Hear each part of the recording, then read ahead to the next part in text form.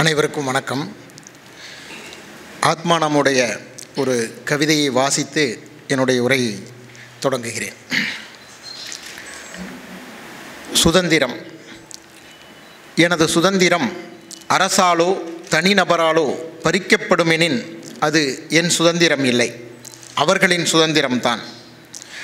உனக்கொரு அறை, உனக்கொரு கட்டில் உண்டு, உனக்கொரு மேஜை உண்டு, உனக்குள்ள ஒரே உரிமை சிந்திப்பது மட்டும்தான். மாற்றாரை தூண்டும் முன் எழுத்து எப்படி சமூகம் அனுமதிக்கும்? மலைகளைப் பார், மரங்களைப் பார், பூச்செடிகளைப் பார், இடையறாது ஓடும் ஜீவ நதிகளைப் பார், பரந்த கடலைப் பார், இதமூட்டும் கடற்கரையைப் பார். எவ்வளவு இல்லை நீ பார்க்க. ஏன் அக்கசடர்களை குறித்து வருந்துகிறாய், குமுறுகிறாய்? எழுத்து கூட்டங்களை சேர்க்கிறாய். உன் வேலை, உன் உணவு, உன் வேலைக்கு போய் வர சுதந்திரம், இவற்றிற்கு மேல் வேறென்ன வேண்டும்? சாப்பிடு, தூங்கு, மலங்கழி, வேலைக்கு போ. உன் உயிர் மீது ஆசை இருந்தால் குறுக்கிடாதே. ஆத்மானாம் அறக்கட்டளை விருது வழங்கும் இந்த நிகழ்வுக்கு பெங்களூரிலிருந்து வருகை புரிந்துள்ள திரு ரகுநந்தன் அவர்கள், ஆத்மானாமுடைய சகோதரர், அவர்களுக்கு என்னுடைய வணக்கத்தை தெரிவித்துக் கொள்கிறேன். மேலும் இந்த நிகழ்வை சிறப்பிப்பதற்காக வந்துள்ள மலையாள கவிஞர் அனிதா தம்பி அவர்களுக்கும், ஒரு இலக்கிய கூட்டத்தில் சீழ்க்கை சத்தத்தை பெறக்கூடிய கவிஞர் இசை அவர்களுக்கும், எல்லோருக்கும் நல்லவராக விளங்கக்கூடிய எங்கள் அன்பு நண்பர் மோகனரங்கன் அவர்களுக்கும் என்னுடைய அன்பான வணக்கம். இந்த நிகழ்வுக்கு ஈரோட்டில் மட்டுமல்ல பல இடங்களிலிருந்து பலரும் வருகை புரிந்துள்ளீர்கள். அனைவருக்கும் என்னுடைய வணக்கத்தை தெரிவித்துக் கொள்கிறேன். இந்த நிகழ்ச்சியில் தலைமை ஏற்க வேண்டும் என்று சீனிவாசன் அவர்கள் கேட்டபோது நான் பேசும் மனநிலையில் இல்லை. ஆகவே நான் இந்த நிகழ்ச்சிக்கு வந்து ஆத்மானாமினுடைய ஒரு 2 கவிதைகளையும் மோகனரங்கனின் கவிதைகளையும் வாசிக்கிறேன், அதற்கு உங்களுக்கு சம்மதம் என்றால் நான் வருகிறேன் என்று சொன்னேன். அப்படிப்பட்ட ஒரு எண்ணத்தில் தான் இருந்தேன். ஆனால் 2 நாட்களாக மோகனுடைய கவிதைகளை திரும்ப நான் வாசித்து கொண்டிருந்த போது இந்த கவிதைகளை பற்றி பேசாமல் எப்படி இருப்பது என்று எனக்கு தோன்றியது. ஆகவே இந்த நிகழ்வில் மோகனரங்கனின் கவிதைகள் தான் என்னை பேசுவதற்கு தூண்டின என்று சொல்ல வேண்டும். அவர் மோகனரங்கன் கிட்டத்தட்ட ஒரு 25 ஆண்டுகளாக எனக்கு நண்பர்.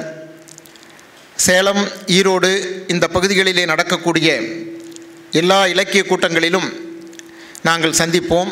மோகனரங்கன் இதுபோல் ஒரு தாளிலே எழுதி கொண்டு வந்து வைத்து மேடையிலே வைத்து கொண்டு தலை குனிந்தபடி வாசிப்பது வழக்கம், அது அனைவருக்கும் தெரியும். இப்போது கொஞ்சம் மாற்றம். ஏற்கனவே சில நிகழ்ச்சியில் நான் பார்த்துவிட்டு சொன்னேன், மோகன் இப்போது கொஞ்சம் தலை நிமிர்ந்து வாசிக்கிறீர்கள் என்று. அவர் பணியாற்றக்கூடிய பள்ளியிலிருந்து நிறைய மாணவர்கள் எங்கள் கல்லூரிக்கு வருவார்கள். அவர்களிடம் கூட கேட்பேன், இந்த மாதிரி மோகன் வந்து வகுப்பில் எப்படி பேசுவாரா, அங்கேயும் புத்தகத்தை வச்சுட்டு வாசிப்பாரா அப்படின்ட்டு. அந்த அளவுக்கு வந்து எந்த ஒன்றையும்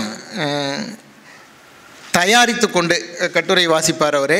இப்போ கொஞ்சம் பேசுகிறார். எங்களுக்கு வந்து சந்தோஷமான ஒரு விஷயம் வந்து அதுதான். இலக்கிய நிகழ்ச்சியில் மட்டும் இல்லை, அதற்கு முன்னால் சந்திக்கும் போது கூட கொஞ்சம் நிறைய பேசுகிறாரு. அவருக்கு இந்த விருது கிடைத்திருப்பது உண்மையில் எங்களுக்கெல்லாம் ரொம்ப மன நிறைவு தரக்கூடிய ஒரு விஷயமாக இருக்கிறது. ஏனென்றால் அவர் தொடர்ந்து கவிதையிலே தீவிரமாக இயங்கக்கூடியவர். அவ்வப்போது கவிதை எழுதினாலும் கூட அவர் எழுதக்கூடிய ஒவ்வொரு வரியும் மிகுந்த முக்கியத்துவமான ஒரு வரியாக இருக்கும். அதே போல் இலக்கியம் பற்றி அவருடைய அபிப்பிராயங்கள் எல்லாமும் ரொம்பவும் பொருட்படுத்தத்தக்கனவாக இருக்கும். நாம் எதையாவது அவரிடம் கொடுத்து வாசித்து கருத்து சொல்லுங்கள் என்று கேட்டால் அதற்கு மிகுந்த முக்கியத்துவம் கொடுத்து உடனடியாக வாசித்து அதை பற்றி தன்னுடைய அபிப்பிராயத்தை மறைக்காமல் சொல்லக்கூடியவர். அந்த அளவுக்கு அவர் இந்த பகுதியில் மட்டுமல்ல, இங்கே தமிழில் எழுதக்கூடிய அனைவருக்கும் அறிமுகமான ஒரு கவிஞராக இருக்கிறார். அவருக்கு இந்த அங்கீகாரம் கிடைத்திருப்பது என்பது மிகுந்த மன நிறைவு தரக்கூடிய ஒரு விஷயம். அதே போல் அவரை இந்த விருதுக்கு தேர்வு செய்திருக்கக்கூடிய ஆத்மானாம் அறக்கட்டளைக்கு என்னுடைய பாராட்டுக்களையும் வாழ்த்துக்களையும் தெரிவித்துக் கொள்கிறேன். இது போன்ற ஒரு நன்றாக எழுதி ஆனால் அவ்வளவாக அங்கீகாரம் பெறாத ஒரு கவிஞராக இருக்கக்கூடியவரை அவருக்கு ஒரு அங்கீகாரம் கொடுத்து வெளிச்சத்திற்கு கொண்டு வந்திருக்கக்கூடிய விருது என்று நான் இதை கருதுகிறேன். அவர் எழுதி கொண்டிருந்தாலும் கூட நாங்களெல்லாம் எதிர்பார்க்கக்கூடிய அளவிற்கான அங்கீகாரம் அவர் பெறவில்லை. அப்படிப்பட்ட ஒரு அங்கீகாரத்தை இந்த விருது மூலமாக அவருக்கு கொடுத்திருக்கக்கூடிய இந்த அறக்கட்டளைக்கு நன்றி தெரிவித்துக் கொள்கிறேன். இந்த நிகழ்ச்சியிலே நான் மோகனரங்கனின் கவிதைகளை பற்றி மிக விரிவான ஒரு உரையை நான் ஆற்றப்போவதில்லை. அதை பற்றி பேசுவதற்கு இசை இருக்கிறார். ஆகவே அவருடைய கவிதைகளை வைத்து ஒரு 2 அல்லது நேரம் இருந்தால் 3 கவிதைகளை பற்றி அந்த கவிதையை பற்றி உரையாற்ற அல்ல, அந்த கவிதைகளுக்கு உங்களிடையே கொஞ்சம் உரை கூறலாம் என்று நான் நினைக்கிறேன். ஏனென்றால் ஒரு ஆசிரியராக எனக்கு அது பழக்கம். பொதுவாக பழந்தமிழ் கவிதைகளுக்கு அந்த கவிதைகளை வைத்துக்கொண்டு அந்த கவிதைகளுக்கு உரை சொல்வது என்பது மிகவும் எளிதான ஒரு விஷயம். என்னை பொறுத்த வரைக்கும் அப்படித்தான். ஏனென்றால் அந்த ஒரு சங்க இலக்கிய கவிதையோ கம்பராமாயண பாடலையோ எடுத்துக்கொண்டால் அதில் இருக்கக்கூடிய சொற்களுக்கு பொருள் தெரிந்துவிட்டால் அந்த கவிதைக்கான பொருள் அந்த பொருளை நாம் உணர்ந்து விடலாம். பெரிய கஷ்டமில்லை. அவையெல்லாம் மிகவும் நேரடியாக சொல்லக்கூடியவை. ஏன் அவை நமக்கு மலைப்பை தருகின்றன என்று சொன்னால் அவை யாப்பு வடிவத்தில் செய்யுள் வடிவத்தில் இருக்கக்கூடிய காரணத்தாலும் அதிலே இருக்கக்கூடிய சொற்கள் பல சொற்கள் இன்றைக்கு வழக்கிழந்து போய்விட்ட காரணத்தாலும் அந்த கவிதை நமக்கு படித்தவுடன் விளங்குவதில்லை. ஆனால் நவீன கவிதை அப்படி அல்ல. நவீன கவிதையில் இருக்கக்கூடிய சொற்கள் எல்லாம் நமக்கு பரிச்சயமான சொற்களாகவும் பழக்கமான சொற்களாகவும் இருக்கின்றன. ஆனால் கவிதையை வாசித்த உடனே அந்த கவிதையை நாம் உணர்ந்து கொள்ள, பொருளை புரிந்து கொள்ள முடிவதில்லை. ஆகவே இந்த நவீன கவிதைகளுக்குத்தான் பொருள் சொல்ல வேண்டும் என்பது என்னுடைய எண்ணம். பொதுவாக கல்லூரிகளிலே இந்த நவீன கவிதையை பாடம் சொல்வதற்கு ஆசிரியர்கள் விரும்ப மாட்டார்கள். அதையெல்லாம் அவர்கள் செய்யக்கூடிய பாவனை எப்படி இருக்கும் என்று சொன்னால், இதெல்லாம் ஒரு கவிதையா, இதுக்கு நாம் படித்து பொருள் சொல்லணுமா என்ற எண்ணத்தில் இருப்பார்கள். ஆனால் அதனுடைய உள்ளார்ந்த காரணத்தை பார்த்தீர்கள் என்று சொன்னால் அந்த கவிதையை விளங்கி கொண்டு அதை மாணவர்களுக்கு எடுத்து சொல்வது என்பது ரொம்ப கஷ்டமான ஒரு விஷயம். சொற்கள் எல்லாம் விளங்கினாலும் கூட அவற்றை இயைத்து பொருள் கொள்வது என்பது சாதாரணமல்ல. ஆகவே அப்படி நாம் நவீன கவிதைகளை பற்றி பேசும்போது இந்த கவிதைகளை எடுத்து சொல்ல வேண்டிய அவசியம் இருக்கிறது என்று எனக்கு தோன்றுகிறது. இது ஒன்றும் இந்த நவீன கவிதையை விளக்கினால் அந்த கவிதையை செத்துவிடும் அல்லது அந்த கவிதையை கொள்வதற்கு சமம் என்ற கருத்திலெல்லாம் எனக்கு உடன்பாடு கிடையாது. திருவள்ளுவர் சொல்வார், இணர்வுழ்த்தும் நாரா மலரணையர் கற்றது உணர விரித்துரையாதார் என்று சொல்லி, கற்றதை கவிதையை எடுத்து சொல்ல வேண்டும், மற்றவர்கள் உணரும்படியாக எடுத்து சொல்ல வேண்டும். அப்படி கற்று எடுத்து சொல்லக்கூடிய ஆற்றல் இல்லாதவர்கள் மலர்ந்தும் மனமில்லாத மலருக்கு சமம் என்று அவர் சொல்வார். ஆகவே இந்த ஒரு 2-3 கவிதைகளை நான் இங்கே உங்களுக்கு கொஞ்சம் உரை போல நான் சொல்ல விரும்புகிறேன். இவ்வாறு சொல்வதற்கு மிகவும் ஏற்ற வகையிலும் மோகனுடைய கவிதைகள் இருக்கின்றன. அது ரொம்ப முக்கியமான ஒரு விஷயம். மோகனுடைய கவிதைகள் பார்த்திங்கன்னா அதில் சொற்கள் மிக செறிவாக அமைந்திருப்பதை பார்க்கலாம். அதே போல் மிக இறுகிய ஒரு கட்டமைப்பு கொண்ட கவிதைகள். இத்தகைய கவிதைகளை எழுதும் வகையை சார்ந்தவர் இவர் என்று நாம் சொல்லிவிடலாம். இன்றைக்கு நவீன கவிதையினுடைய தன்மை இதை தாண்டி வேறு வகையாக வந்திருக்கிறது. ஆனாலும் கூட மோகன் அந்த பாணியைத்தான் அவருடைய தொடர்ந்து பின்பற்றி வருகின்றார். அதுவும் அவர் தொடக்க காலத்தில் எழுதிய கவிதைகளை விட இப்போது எழுதியிருக்கக்கூடிய கவிதைகள் மிக இறுக்கமானவையாகவும் இருக்கின்றன. அதுவும் அவர் பழந்தமிழ் இலக்கியத்தை அதிலே இருக்கக்கூடிய சொற்களை பயன்படுத்தும் போது அந்த கவிதையினுடைய கட்டமைப்பு மிகச் செறிவானதாக மாறிவிடுவதை நாம் பார்க்கின்றோம். ஆக அந்த அடிப்படையிலே இந்த கவிதைகளில் அவருடைய கவிதைகளில் பார்த்திங்கன்னா ஏதாவது ஒரு சொல்லை நாம் எடுத்துட்டோம்னு சொன்னால் கூட அந்த கவிதை அப்படியே பொலன்னு சரிஞ்சு போயிடும். ஒரு சொல்லக்கூட நீக்க முடியாது. அந்த அளவுக்கான ஒரு கட்டமைப்பு கொண்ட கவிதையாக இது இருக்குது. அதனால் இந்த கவிதைகளுக்கு கொஞ்சம் சொல்லலான்னு நான் நினைக்கிறேன். நான் முதல்ல எடுத்திருக்கக்கூடிய கவிதை நெடுவழி தனிமைங்கிற அந்த தொகுப்பில் இருக்கக்கூடிய கல் திறந்த கணம் என்ற கவிதை.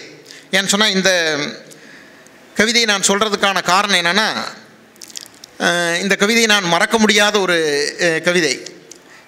நாங்கள் நாமக்கல்லில் நடத்தி கொண்டிருந்த கூடு ஆய்வு சந்திப்பு என்ற அந்த அமைப்புக்கு ஒரு முறை மோகனரங்கன் பேசுவதற்காக வந்திருந்தார். அப்போது நான் அவரை அறிமுகப்படுத்துவதற்காக, அப்போ அந்த சமயத்தில் இந்த ஒரு தொகுப்பு மட்டும்தான் வந்திருந்தது, அவரை அறிமுகப்படுத்துவதற்காக சில கவிதைகளை சொல்லி அறிமுகப்படுத்தலாம் என்று இந்த கவிதையை நான் வாசித்தேன். இது இந்த கவிதையை சொல்லலான்னு எனக்கு தோணுச்சு. ஆனால் இந்த கவிதையில் கடைசியில் இருந்த அந்த அடி அது வந்து பெரிய பொருள் குழப்பத்தை எனக்கு கொடுத்தது. அது என்னன்னு சொன்னால், ஒளியின் ஒளி அப்படின்னு எழுதி இருக்கும் புத்தகத்தில். பார்த்திங்கன்னா ஒளியின் ஒளி, அதாவது வெளிச்சம் அப்படிங்கிற பொருளில் ஒளியின் ஒளி அப்படின்னு இருக்கும். ஒளியின் வெளிச்சம் அப்படிங்கிற பொருள் தருவதாக ஒளிங்கிற சொல் வந்து அமைஞ்சிருக்கும். எனக்கு ரொம்ப குழப்பமாக இருந்தது. அது என்ன ஒளியின் ஒளி வெளிச்சம்னு எழுதியிருக்கிறாரே. இந்த கவிதையில் அதுக்கு முன்னாடி பார்த்தீங்கன்னு சொன்னால், இந்த கவிதையை சொல்கிறதுக்கு முன்னாடி வாசிச்சிட்றேன். கல் திறந்த கணம், பெயரழிந்த ஊர், அரவமற்ற பிரகாரம், கரையழியா சரவிளக்கு, திரி எரிந்து பிரகாசித்தது இருள், காலடி யோசைக்கு சடசடத்து பறந்தது புறாக்கள், எச்சம் வழிந்த முளையொன்றில் எதேச்சையாய் விரல் பட்டுவிட உறுத்து பார்த்தது கருத்த சிலை, திகைப்புற்று கண் திருப்ப காதில் விழுந்தது 100 வருடங்கள் கடந்து ஒளியின் ஒளி. இதை நான் இப்போ ஒளியின் ஒளி, அதாவது சத்தம்ங்கிற பொருளில் படிக்கிறேன். அதில் புத்தகத்தில் பார்த்திங்கன்னா ஒளியின் ஒளியின் வெளிச்சம்ங்கிற பொருளில் இருக்கும். இது எனக்கு ரொம்ப பொருள் கொள்வதற்கு ரொம்ப குழப்பமாக இருந்தது. இதுக்கு முன்னாடி இருக்கக்கூடிய வரியில் திகைப்புற்று கண் திருப்ப காதில் விழுந்தது அப்படின்னு வருது. காதில் விழுந்தது அப்படிங்கும்போது சத்தம் தானே காதில் விழும். இவர் வந்து வெளிச்சம்னு பொருள் வர்ற மாதிரி எழுதியிருக்கிறாரே அப்படின்னு எனக்கு தோணுச்சு. ஒருவேளை இது நாம் கவிதையில் சொல்கிறோம்ல, உரைநடையில் பார்த்திங்கன்னு சொன்னால், உரைநடையை பொறுத்த வரைக்கும் உரைநடையில் சொற்கள்லாம் ஏதாவது ஒரு அச்சுப்பிழை இதெல்லாம் நேர்ந்திருந்தால் கூட நாம் வந்து அதுக்கு யூகம் பண்ணி பொருள் கொண்டுடலாம். ஆனால் கவிதையில் வந்து அப்படி கஷ்டம். கவிதையில் வந்து கவிஞன் ஏன் இந்த இடத்துல இந்த சொல்ல போட்டான் அப்படின்னு நாம் ரொம்ப நுணுகி யோசிக்க வேண்டியதாக இருக்கும். நம்ம அதுக்கு காரணமும் சொல்லுவோம். இந்த பொய்டிக் லைசன்ஸ், கவிஞன் வந்து என்ன வேணாலும் செய்யலாம். இப்போ அது மாதிரி நாம் சிலதையெல்லாம் எடுத்து விளக்கவும் செய்வோம். திருவள்ளுவர் வந்து செவி கைப்பச் சொற்பொருக்கும் வேந்தன்னு சொல்கிறாரு. காதுகள் கசக்கும்படியான வார்த்தைகளை கேட்டாலும் கூட அப்படின்னு அர்த்தம். காதுகள் எப்படி போய் கசக்கும்? நாக்கு தானே கசக்கக்கூடிய சுவையை கசப்பு சுவையை உணரக்கூடியது. இங்கே செவி கைப்பேன்னு சொல்கிறாரே அப்படின்னா இது பொய்டிக் லைசன்ஸ் அப்படின்னு நாம் சொல்லிடுவோம். அதே போல் செவி நுகர் கனிகள் அப்படின்னு கம்பர் சொல்லுவார். எப்படி காதுகள் வந்து கனியை சுவைக்கும்? காது வந்து சுவைக்கக்கூடிய பொருள் அல்லவே, அது நாக்கு தானே சுவைக்கும் அப்படின்னு நமக்கு தோணும். இது மாதிரி இந்த பாரதியார் கூட தேன் வந்து பாயுது காதினிலே அப்படின்னு எழுதுவார்.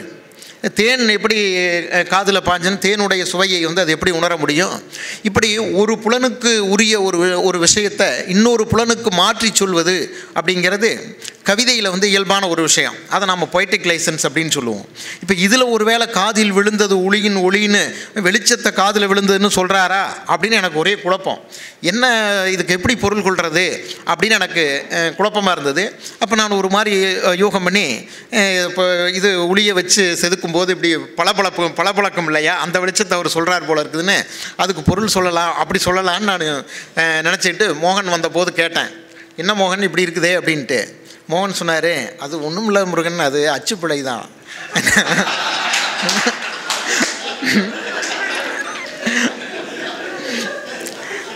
அது ஒளின்னு சத்தம்னு தான் வந்திருக்கணும், அது தப்பாக வெளிச்சம்னு பிரிண்ட் ஆயிடுச்சு அப்படின்னாரு. கவிதையை பொறுத்த வரைக்கும் இதுதான் சிரமம். ஒரு எழுத்து மாறிடுச்சுன்னா கூட நாம் அது உரைநடையில் யூகம் பண்ணலாம். ஆனால் கவிதையில் அந்த மாதிரி செய்கிறது ரொம்ப கஷ்டம். ஏதாவது இதுக்குள்ளே வச்சுருப்பாரோ அப்படின்னு சொல்லிட்டு நாம் பலவிதமாக யோசித்து பார்க்க வேண்டிய அப்படி வந்து நேர்ந்துடும். அதனால் இது ரொம்ப முக்கியமான சொல். இது இந்த கவிதையில் ரொம்ப முக்கியமான சொல். இது இந்த சொல் வந்து இப்படி பொருள் குழப்பம் தர்ற மாதிரி இது அச்சுப்பிழை அப்படின்னு சொன்னால் என்ன செய்கிறது? அதுவும் பார்த்திங்கன்னா இந்த கவிதை அந்த தொகுப்பில் 2 இடத்துல இருக்கும்.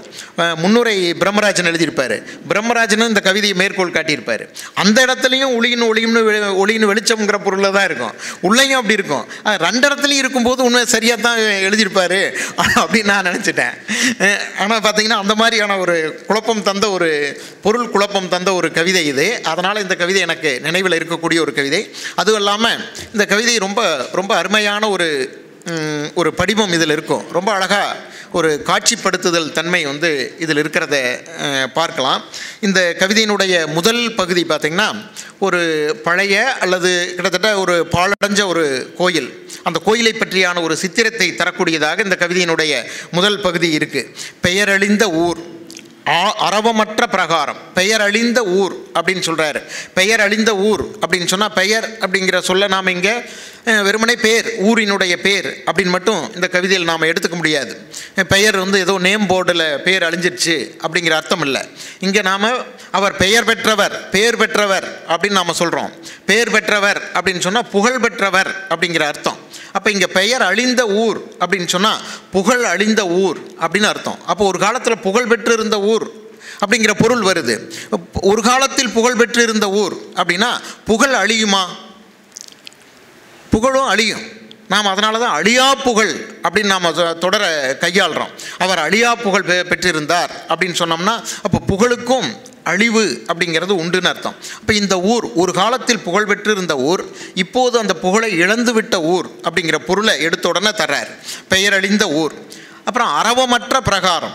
அரவமற்ற பிரகாரம், கோவில் பிரகாரம், அரவமற்ற பிரகாரம் அப்படின்னு சொன்னால் இன்றைக்கு அந்த கோயிலுக்கான பிரசித்தி, புகழ், பிரபலம் எல்லாம் இல்லாமல் போயிடுச்சு. அதனால் கோயிலில் அரவம், பிரகாரத்தில் அரவம் இல்லை, ஆட்களுடைய நடமாட்டம் இல்லை அப்படிங்கிறது தெரியுது நமக்கு. அப்புறம் கரையழியா சரவிளக்கு அப்படிங்கிறார். அங்கே இவ்வளவு ஆட்கள் நடமாட்டம் இல்லை அப்படின்னு சொன்னால் கூட ஒரு சரவிளக்கு அது கரையழியாமல் இருக்கின்றது. அப்போ கரையழியாமல் இருக்கின்றதுங்கிறது ரெண்டு விதத்தில் அதுக்கு நாம் சொல்லலாம். ஒன்று, புழக்கத்தில் இருக்கக்கூடியது, புழக்கத்தில் இருந்தாலும் கூட, நெடுங்காலம் புழக்கத்தில் இருந்தாலும் கூட, கடைசியில் கவிதை 100 வருடங்கள்னு சொல்லுது. நெடுங்காலம் புழக்கத்தில் இருந்தாலும் கூட அது கொஞ்சம் கூட அதனுடைய விளிம்புகள் ஓரமெல்லாம் விண்ணப்படாத அளவிற்கு மிக அருமையாக வடிவமைக்கப்பட்ட ஒரு சரவிளக்கு அப்படிங்கிற பொருள் நமக்கு அது வருது. அந்த சரவிளக்கு மட்டும் ஏற்றப்பட்டிருக்கிறது. கரையழியா சரவிளக்கு திரி எரிந்து பிரகாசித்தது இருள் அப்படின்னு எழுதுகிறார். இதுதான் திரி எரிந்து பிரகாசித்தது இருள் அப்படின்னு எழுதுறாரு. நீங்கள் அந்த கோயில் பார்த்தீங்கன்னா பெரிய கோயில் அப்படிங்கிறது நமக்கு அந்த சித்திரம் வருது. அதுக்குள்ளே ஒரே ஒரு விளக்கு மட்டும் எரியுது. ஒரே ஒரு விளக்கு மட்டும் எரியும் போது வெளிச்சம் நமக்கு கண்ணுக்கு தெரிவதை விட அதன் பின்னணியே அந்த வெளிச்சம் அது எடுத்துக்காட்டக்கூடிய பின்னால் இருக்கக்கூடிய இருள் தான் நமக்கு மிக பிரமாதமாக தெரியும். அதனால் இவர் என்ன சொல்கிறார்? பிரகாசித்தது இருள் அப்படின்னு சொல்கிறார். அப்போ அந்த இடத்தை தவிர மற்ற இடங்கள் முழுக்க இருள் பரவி இருக்கிறது. ஆக பிரகாசிக்கக்கூடியது அங்கே இருள் தான் என்ற பொருள் இந்த கவிதைக்கு வருது. அதற்கப்புறம் இப்படிப்பட்ட இடத்துல இந்த கவிதை சொல்லி உள்ள நுழைகிறார். உள்ள நுழைகிற காலடி ஓசை, அரவமே அற்ற கோயில், இந்த காலடி ஓசை மட்டும் கேட்குது. காலடி ஓசைக்கு சடசடத்து பறந்தது புறாக்கள். இந்த மாதிரியான கோயிலில் புறாக்களோ அல்லது வௌவால்களோ அடைந்திருப்பது, அவை வசிப்பது அப்படிங்கிறது ஒரு இயல்பான ஒரு விஷயம். அதனால் இந்த புதுசாக ஒரு காலடி ஓசை, ஒரே ஒரு காலடி ஓசை கேட்ட உடனே அதில் அதிர்ந்து பறவைகள்லாம் சடசடத்து பறந்தன. புறாக்கள் பறந்த உடனே அந்த அதிர்வு, புறாக்கள் பறந்த அந்த அதிர்வு இந்த உள்ள நுழையக்கூடிய அந்த கவிதை சொல்லிக்கும் அவருக்கும் ஒரு அதிர்வை ஏற்படுத்துது. அதனால் அவர் பதற்றத்தில் பக்கத்தில் ஏதோ ஒன்றை பிடிச்சிக்கிறதுக்காக கை வைக்கிறாரு. அது பார்த்திங்கன்னா ஒரு சிலையினுடைய மார்பு. எச்சம் வழிந்த முளையொன்றில் எதேச்சையாய் விரல் பட்டுவிட, அப்படி இவருடைய விரல் பட்ட உடனே உறுத்து பார்த்தது கருத்த சிலை. அது என்னன்னு இப்படி பார்க்கும்போது அதனுடைய கண்கள் அப்படி மின்னுது. அதுதான் அப்போ அந்த சிலை. இதை நீங்கள் புதுமைப்பித்தனுடைய சிற்பியின் நரகம் கவிதையோட கூட கதையோட கூட நாம் ஒப்பிட்டு பார்க்க முடியும். அந்த கண் அப்படி உற்று பார்ப்பதாக தோணுது. இப்போ இந்த கோயில் புழக்கத்தில் இருக்கக்கூடிய கோயில், மக்கள்லாம் வரக்கூடிய கோயில், பிரபலமாக இப்போவும் இருக்கக்கூடிய கோயிலாக இருந்தால் அதுதான் அந்த சிலை பார்க்குது பாருங்கள், அதுதான் அந்த கல் திறந்த கணம் அப்படிங்கிறது. அந்த கல் திறந்த கணம் புழக்கத்தில் இருக்கக்கூடிய கோயிலில் அறிய முடியாது. அது எல்லாம் வெளிச்சமாக இருக்கும். அந்த சிலையினுடைய எவ்வளவு நுட்பமாக வடிவமைச்சிருந்தாலும் கூட அந்த சிலையினுடைய அற்புதத்தை, அது விழித்து பார்க்கக்கூடிய அந்த கல் திறந்த கணத்தை நாம் உணர்வது கஷ்டம். அதுக்காகத்தான் இவர் அந்த கோயிலை இப்படி சொல்கிறார். அதனுடைய பின்னணி எப்படிப்பட்டது, இருள் பிரகாசித்தது இருள், எல்லாவற்றையும் சொல்லிவிட்டு அந்த சிலை எவ்வாறு கண் திறக்கிறது, அந்த கல் எவ்வாறு கண் திறக்கிறது, சிலையாக கண் திறக்கிறது அப்படின்னு சொல்கிறார். அதுதான் திகைப்புற்று கண் திருப்ப காதில் விழுந்தது 100 வருடங்கள் கடந்து ஒளியின் ஒளி. 100 வருடங்களுக்கு முன்னால் இந்த சிலையை செதுக்கிய சிற்பியினுடைய நுட்பம் இருக்குது பாருங்கள், அதுக்கு போகிறார். அந்த சத்தம் காதில் வந்தது அப்படின்னு சொல்கிறார். அப்போ சிலை முதல்ல அந்த அது பார்த்த உடனே அது சிலையாக கண்ணுக்கு படலை. அது உயிர் பெற்ற ஒன்றாக கண்ணுக்குப்படுது. அப்புறம் சிலையாக உணரும் போது அவருக்கு தோணுது, இது 100 வருடங்களுக்கு முன்னால் யார் செஞ்சாங்களோ அந்த ஒளியின் ஒளி காதில் கேட்குது. அப்படி இந்த கவிதை பார்த்தீங்கன்னு சொன்னால் ஒரு நுட்பத்தை சொல்லக்கூடியதாக இந்த கவிதை இருக்கிறத பார்க்கலாம். இதில் கல் திறந்த கணம் எது அப்படின்னு சொல்லி பார்த்தீங்கன்னு சொன்னால், அந்த எதேச்சையாக கைப்பட்டு விட்ட கணமா அல்லது அந்த சிலை உறுத்து பார்த்த அந்த கணமா, இது ரெண்டும் கிட்டத்தட்ட ஒரே சமயத்தில் நடந்தது தான். இந்த ஒரே சமயத்தில் நடக்கும்போது இந்த கவிதை சொல்லி அப்படி காலங்களை கடந்து போய் அதனுடைய நுட்பத்தை உணர்கின்றார். அப்படி இந்த நுட்பத்தை அறிவதற்காக, அந்த அழகான சிலையினுடைய ஒரு நுட்பத்தை அறிவதற்கான ஒரு சூழலை இந்த கவிதை உருவாக்குறத பார்க்கலாம். ரொம்ப குறைச்சலான சொற்களில் ரொம்ப அற்புதமான ஒரு இதை உருவாக்கியிருக்கிறத பார்க்க முடியுது. அதற்கப்புறம் இன்னொரு கவிதை மீகாமம் தொகுப்பில் இருக்கக்கூடிய ஒரு கவிதை. இந்த தொகுப்பை பொறுத்த வரைக்கும் மோகன் என்ன செஞ்சுருக்கிறாருன்னா, இவருடைய அந்த கவிதை பயணத்தில் இவர் அடைந்திருக்கக்கூடிய இடம் இது. நான் முதல்ல சொன்ன மாதிரி ரொம்ப சொற்செறிவை மிகவும் விரும்பக்கூடிய ஒரு கவிஞர் இவருக்கு இந்த 20-30 ஆண்டுகளில் ஏற்பட்ட பழந்தமிழ் இலக்கிய பயிற்சியின் காரணமாக மிக புகழ்பெற்ற தொடர்கள், சொற்கள் இவையெல்லாம் நம்முடைய இலக்கியத்தில் இருக்கக்கூடிய அவையெல்லாம் இவருடைய கவிதை சொற்களாக இப்போது மாறி இருக்கின்றன. இந்த தொகுப்பில் பெரும்பான்மை அப்படி பார்க்க முடியுது. நாம் ஏற்கனவே அந்த மாதிரி பயன்படுத்தின கவிஞர்கள்லாம் இருக்கிறாங்க, சீமணி போன்றவர்கள்லாம் இருக்கிறாங்க. ஆனால் அவர்கள்லாம் பயன்படுத்தினது 2 விதமாக பயன்படுத்தியிருப்பாங்க. ஒன்று அப்படியே அதை எடுத்து அவங்க கவிதைக்குள்ளே அதே பொருள் வர்ற மாதிரி பயன்படுத்தியிருப்பாங்க. இன்னொன்று அல்லது பகடிக்காக பயன்படுத்தியிருக்கிறத நாம் பார்க்கலாம். ஆனால் மோகனுடைய கவிதையில் அப்படி இல்லை. இவர் அந்த தொடர்கள், நல்ல பிரபலமான தொடர்களை எல்லாம், இலக்கிய தொடர்களை எடுத்து இவருடைய கவிதை சொல்லாக மாற்றும் போது இவர் ஒரு புது பொருள் கொடுக்கறத பார்க்கலாம். புதுப்பொருள் அப்படிங்கிறது ஏற்கனவே வழங்கி வந்த ஒரு பொருளுக்கு முரணான பொருளாக கூட, எதிரான பொருளாக கூட இதில் மாறுறதை பார்க்கலாம். அந்த மாதிரியான ஒரு தன்மை கொண்டதாக இதில் இருக்குது. இதில் இந்த திணை மயக்கம் அப்படிங்கிற அந்த கவிதையை சொல்லலான்னு நினைக்கிறேன்.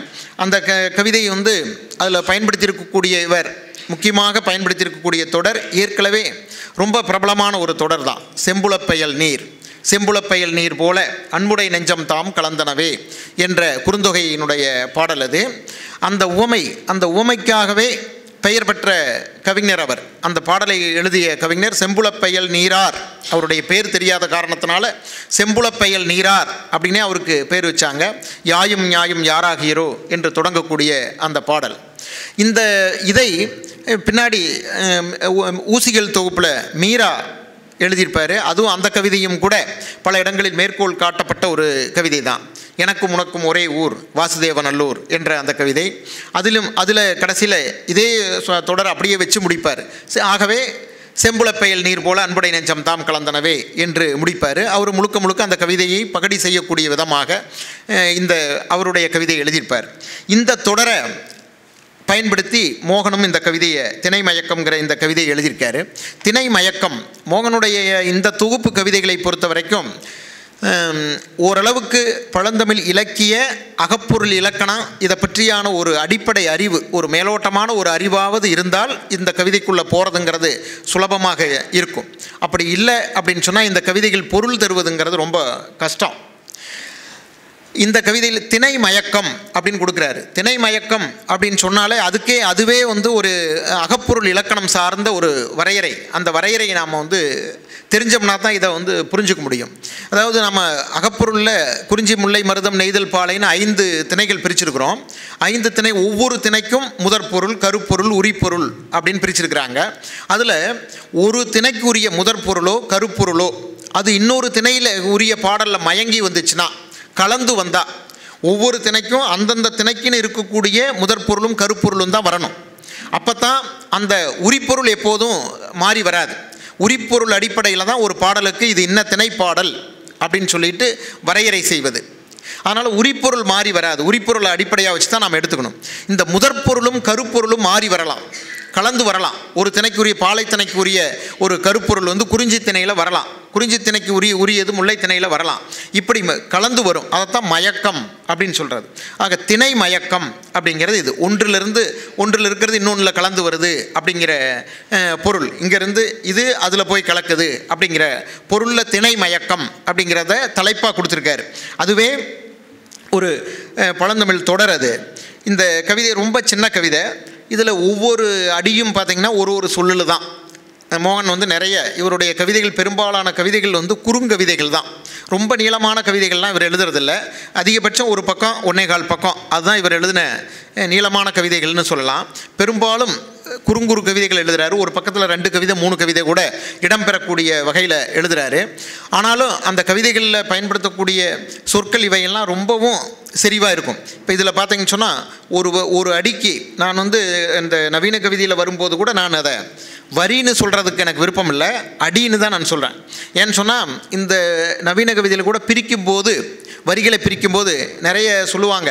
சும்மா வரியை உரைநடை இப்படி பிரித்து போட்டுட்டா அது கவிதை ஆகிடும், அதுதான் நவீன கவிதை அப்படின்னு சொல்லுவாங்க. அப்படியெல்லாம் இல்லை. பிரிக்கும்போது கூட கவிஞன் அதற்குன்னு ஒரு ஒழுங்கு வைத்திருக்கின்றான். ஏன் பிரிக்கிறாங்க? ஒரு 2 சொல் இருக்கக்கூடிய ஒரு தொடரை 2 அடியாக போட்டால் அது கூட ஒரு காரணம் இருக்குது.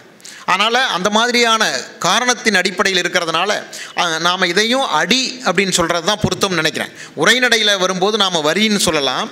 கவிதையை பொறுத்த வரைக்கும் அடி, நவீன கவிதையாக இருந்தாலும் கூட அடி என்று சொல்வது எனக்கு விருப்பமான ஒரு விஷயம்.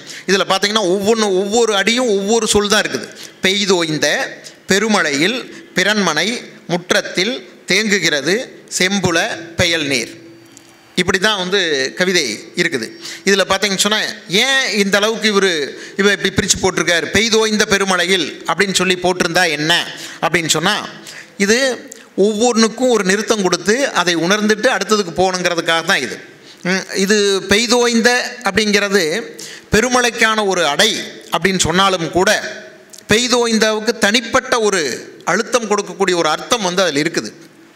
அந்த அடிப்படையில் இதை பிரிச்சிருக்கிறார் எனக்கு தோணுது. இதில் பார்த்திங்கன்னா இதில் பயன்படுத்தியிருக்கக்கூடிய சொற்களில் ரொம்ப குறைச்சலான சொற்கள் தான் இன்றைக்கு இருக்கக்கூடிய பயன்பாட்டு சொல். மற்ற எல்லாமே பழந்தமிழ் சொற்கள் தான். அதில் கூட எனக்கு என்ன தோணுச்சுன்னா, பிறன்மனை முற்றத்தில் அப்படின்னு பயன்படுத்தியிருக்காரு. பிறன்மனை முன்றிலில்னு பயன்படுத்தியிருக்கலாமோன்னு எனக்கு தோணுச்சு. ஆனால் பிறன்மனை முன்றில் அப்படின்னு சொல்லி பயன்படுத்தினா அது உண்மையில் ஒரு பழந்தமிழ் கவிதையாகவே கூட மாறிடுறதுக்கான வாய்ப்பு இருக்குது. அதனால் அந்த சொற்கள் தொடர்களை எல்லாம் எடுத்துக்கொண்டு இவர் எழுதும்போது அதை நவீனமாக்குவதற்காக சில வேலையெல்லாம் செய்கிறாரு. அதில் ஒரு சிலது தான் இப்படி இடையிடையே நவீன சொற்களையும் பயன்படுத்தி இருப்பதுன்னு எனக்கு தோணுது. இந்த கவிதையில் பார்த்தீங்கன்னு சொன்னால் இதில் செம்புலப்பெயல் நீர் அப்படின்னு சொல்கிறார். கடைசியில் வரும்போது முற்றத்தில் தேங்குகிறது செம்புலப்பெயல் நீர் அப்படிங்கிறார். இங்கே வரக்கூடிய செம்புலப்பெயல் நீர் இருக்குது பாருங்கள், இது சங்க இலக்கியத்திலேயோ அல்லது மீராவுடைய கவிதையிலையோ சொல்கிற மாதிரி இது செம்மண்ணில் பெய்த மழை அப்படின்னு நாம் அந்த மழை நீர் அப்படின்னு இதுக்கு பொருள் எடுத்துக்க முடியாது. இங்கே பொருள் மாறிடுது. இந்த இடத்துல இங்கே அவங்க உவமையாக பயன்படுத்தின அந்த உவமை தொடர் முழுக்கவே சேர்ந்து ஒரு குறியீடாக இங்கே மாறுறதை நாம் பார்க்க முடியுது. இதை பொறுத்த வரைக்கும் இதில் காதல் அல்லது காமம், செம்புலப்பெயல் நீர் அப்படிங்கிறது என்னென்னா காதல் அல்லது காமம். காமம்னு எடுத்துக்கிறது இந்த தொகுப்பு தலைப்புக்கும் சரி, இந்த தொகுப்பில் இருக்கக்கூடிய ஒட்டுமொத்த கவிதைகளுக்கும் சரி ரொம்ப பொருத்தமாக அமைந்திருக்குது. அதனால் செம்புலப்பெயல் நீர் அப்படிங்கிற அந்த தொடர் காமம் என்பதற்கான ஒரு குறியீடாக இதில் இருக்கிறத பார்க்க முடியுது. இதுலேயும் கூட பெருமழையில், பிறன்மனை முற்றத்தில் தேங்குகிறது செம்புலப்பெயல் நீர் அப்படின்னு முடிஞ்சிருந்தா இதில் ஒன்றும் பெரிய கவித்துவம் இல்லை. ஒரு செய்தியை, ஒரு தகவலை ரொம்ப ஒரு செறிவான ஒரு மொழியில் சொல்லுது அப்படின்னு மட்டும் நாம் சொல்லிடலாம். ஆனால் இதில் எங்கே இந்த கவிதையில் இதுக்கான கவித்துவத்தை கொடுக்கக்கூடிய சொல் எது அப்படின்னு நாம் பார்க்க வேண்டியிருக்குது. எப்படி நாம் உணவுக்கு நாம் உப்பு சேர்க்கிறோமோ அது மாதிரி கவிதையிலேயும் எங்கேயாவது ஒரு சொல் அதை அடுத்த கட்டத்துக்கு கொண்டு போகிறதுக்கான ஒரு சொல்லாக இருக்கிறத பார்க்கலாம். இந்த தொகுப்புலேயே அந்த முதல்ல வரக்கூடிய பெய்தோய்ந்த என்ற அந்த சொல் தான் இதை கவிதை ஆக்கக்கூடிய ஒரு சொல்னு நான் நினைக்கிறேன். ஏன்னு சொன்னால் பெய்தோய்ந்த அப்படிங்கிறது பெய்து ஓய்ந்த அப்படிங்கிற 2 சொல், ஆனால் 2ம் சேர்ந்து பெய்தோய்ந்த அப்படிங்கிற ஒரே சொல்லாக இதில் வழங்குது. இப்போ பெருமழை பெய்து கொண்டு இருக்கக்கூடியது அல்ல, பெய்து ஓய்ந்து விட்டது. பெய்து ஓய்ந்து விட்ட மழை பெருமழை. இது பெருமழை, ஆனால் ஓய்ந்து விட்டதுக்கு அப்புறமான விஷயத்தை தான் இவர் சொல்கிறார். அப்போ மழை பெய்தது எங்கே அப்படின்னா தன் வீட்டு முற்றத்தில் பெய்தது. அப்போ தன் வீட்டு முற்றத்தில் பெய்த மழைக்கு தன் வீட்டிலேயே ஏன் அந்த தண்ணி தேங்கலை? அந்த செம்புல பெயல் நீர் ஏன் தேங்கலை? ஏன் பிறன்மனை முற்றத்துக்கு போகுது? இந்த கேள்விகளை எல்லாம் எழுப்பக்கூடியது அந்த பெய்தோய்ந்த அப்படிங்கிறது தான். அதற்கான காரணம் என்ன? அந்த தெளிவு நமக்கு கிடைக்காது. அந்த தெளிவை நோக்கியான கேள்விகளை இந்த பெய்தோய்ந்த அப்படிங்கிற அந்த சொல் தான் இதில் நமக்கு தருது. ஆக அப்படிப்பட்ட ஒரு ஒற்றை சொல்லை கொண்டு ஒன்றை கவிதையாக மாற்றிவிடக்கூடிய அந்த தீவிரத்தன்மை இவருடைய கவிதையில் இருக்கிறத நாம் பார்க்கலாம். இன்னும் ஒரு கவிதையை சொல்லி ஒரு 5 நிமிஷத்தில் முடிச்சிடலான்னு நினைக்கிறேன். இந்த கவிதையை புரிஞ்சுக்கிறதுக்கு நமக்கு உண்மையிலேயே ஒரு பழந்தமிழ் இலக்கிய பயிற்சி, குறைஞ்சபட்ச பயிற்சியாவது இருந்தால் தான் முடியும். தீர்ந்த முத்தம் அப்படிங்கிற ஒரு கவிதை, கலாப்பிரியா கூட இப்போ அதை மேற்கோள் காட்டினார். என் பிணைமான் இனிதுண்ண வேண்டி நான் கள்ளத்தில் உறிஞ்சும் சுனைவாய் சிறுநீர் இம்முத்தம் என்ற கவிதை. இந்த கவிதையில் பார்த்தீங்கன்னு சொன்னால், நான் முதலே சொன்ன மாதிரி ஒரு தலைப்பு தீர்ந்த முத்தம் அப்படின்னு இருக்கு. இதில் 3 சொற்கள் மட்டும்தான் இவர் புதிதாக போடக்கூடிய சொல். அதுவும் என்னென்னா நான் இம்முத்தம் இப்படிங்கிற 3 சொல் மட்டும்தான் இவர் புதிதாக பயன்படுத்தியிருக்கக்கூடியது. மற்ற எல்லா சொல்லுமே ஏற்கனவே இலக்கியத்தில் பயன்பட்ட ஒரு மிக முக்கியமான பாடலில் வந்த சொற்கள் 3மே. இது பார்த்தீங்கன்னு சொன்னால் சங்க இலக்கியத்திலிருந்து தொடர்ந்து வரக்கூடிய ஒரு காட்சி. அதைத்தான் இவர் எடுத்திருக்கார். சங்க இலக்கியத்தில் இது மாதிரியான பலவிதமான விலங்குகள், பறவைகளை வைத்து வரக்கூடிய பல காட்சிகள் உண்டு. அதில் பாளையத்திணையில் வரக்கூடிய ஒரு காட்சி, காதலன் பொருள்வையின் பிரிந்து போகும்போது அவன் அந்த சமயத்தில் தோழியோ தலைவியோ பேசுவது போல வரும். அதில் முக்கியம் கலித்தொகை பாடலில் வரக்கூடிய ஒன்று இது. இப்போ இவர் சொல்லியிருக்கக்கூடிய இந்த பாடல் தொடர்கள் இன்னொரு கவிதையில் வரக்கூடியது. ஆனால் இதனுடைய மூலம் அடிப்படை எங்கன்னு சொன்னால் கலித்தொகையில் வரக்கூடியது. கலித்தொகையில் பார்த்தீங்கன்னு சொன்னால் சங்க இலக்கியத்தில் அவ்வளவா கவனிக்கப்படாத ஒரு நூல் அது. ஆனால் அதில் தான் ஏராளமான காட்சிகள், அந்த கால அற்புதமான காட்சிகள்லாம் பதிவாயிருக்கிறத பார்க்கலாம். இந்த காதலன் பிரிஞ்சு போக போகிறான், அல்லது அதுக்கு திட்டமிடுறான், அல்லது போயிட்டான். அந்த சமயத்தில் அந்த தலைவிக்கு தோழி ஆறுதல் சொல்கிறா. ஆறுதல் சொல்லும்போது அவன் சொல்கிறா, ஒன்றும் பயப்படாத, கவலைப்படாத, அவன் சீக்கிரம் திரும்பி வந்துடுவான், அவன் எங்கேயும் போயிட மாட்டான். ஏன்னு சொன்னால் அவன் போகக்கூடிய வழி அப்படிப்பட்டது அப்படின்னு சொல்லுவாள். அந்த வழி என்ன அப்படின்னா, அந்த வழியில் அவன் சில காட்சிகளை பார்ப்பான். அந்த காட்சிகளை பார்த்த உடனே அவனுக்கு உன்னுடைய நினைவு திரும்பி வந்துடுவான், அதனால் நீ கவலைப்படாத அப்படின்னு சொல்லுவாள். என்ன வகையான காட்சிகள் அப்படின்னு சொன்னால், கலிப்பாவில் பார்த்தீங்கன்னா தாலி செய்யணும் 3 வரும். 3ல் ஒரே மாதிரியான 3 காட்சிகளை அடுக்கி சொல்லுவாங்க. அதில் 3 காட்சியை சொல்கிறார். பாலை பாடிய பெருங்கெடுங்கோ அப்படின்ட்டு அவர் 3 காட்சிகளை சொல்கிறார். ஒன்று பிடியூட்டி பின்னுண்ணும் களிறு அப்படிங்கிறார். அதாவது 2 யானைகள், அதில் அவர் சொல்லுவார் அந்த பெண் யானை கருவுற்ற யானை அப்படின்னு அதில் சொல்லுவார். 2ம் அது குறிஞ்சி நிலமாக இருந்து அப்புறம் பாலை நிலமாக மாறிடுது. இப்போ தண்ணி இல்லை, தீனி இல்லை, எதுவும் இல்லை. அது 2ம் ரொம்ப சாப்பாட்டு கஷ்டப்பட்டு அப்படி இருக்கக்கூடிய யானைகள். அந்த யானைகள் 2ம் போகும்போது 2க்கும் தாகம். ஒரு இடத்துல ஒரு சின்ன சுனை இருக்குது. அதில் பார்த்தீங்கன்னு சொன்னால் கொஞ்சம் சேறு கலங்கிய நீர் அது தேங்கி இருக்குது. அப்போ 2ம் போய் குடிக்கும்போது 2 துதிக்கியை வச்சு உறிஞ்சும்போது ஆண் யானை உறிஞ்சுவது போல பாவனை செய்யுது.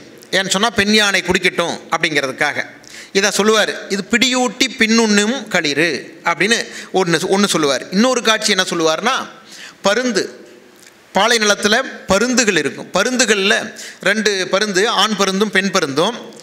பெண் பருந்து வெயில் தாங்க முடியாமல் கஷ்டப்படுது. அப்போ ஆண் பருந்து தன்னுடைய 2 இறக்கைகளையும் விரித்து அதனுடைய நிழலில் பெண் பறவையை நிற்க வைக்குது. இப்படி ஒரு காட்சி. அதை மென் சிறகரால் ஆற்றும் புறவு அப்படின்னு சொல்லுவார்.